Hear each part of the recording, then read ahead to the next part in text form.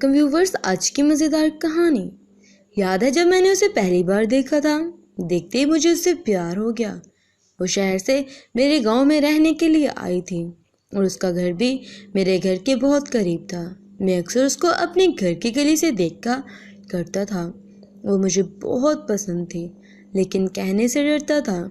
मैं फैक्ट्री में मुलाजिम था।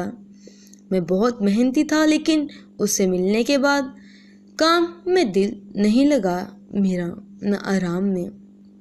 एक दिन मैंने सोचा अपने दिल की बात उससे कह दूं, लेकिन काफ़ी कोशिश करने के बाद भी उससे अपने दिल की बात ना कह सका।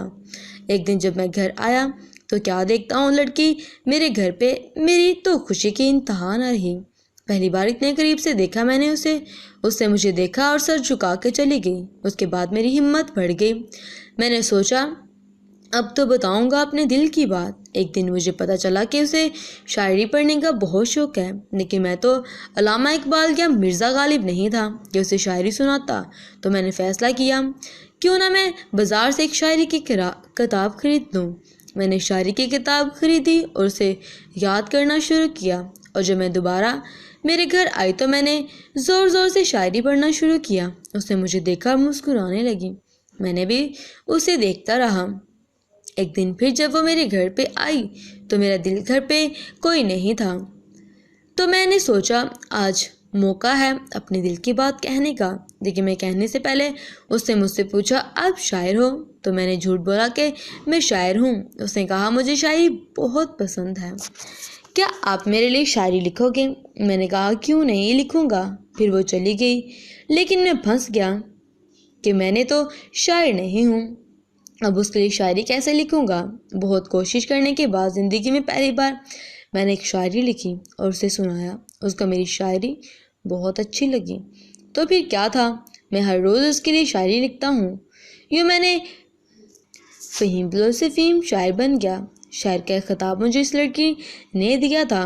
वो कहते हैं कई इंसान के अच्छे दिन आते हैं, मेरे भी आए।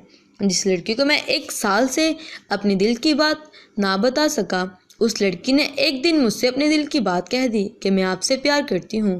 फिर तो मेरी ज़िंदगी जन्नत बन गई। मैं इतना खुश था, हर रोज़ उससे फ़ोन पर बात करता, उससे मिलता था।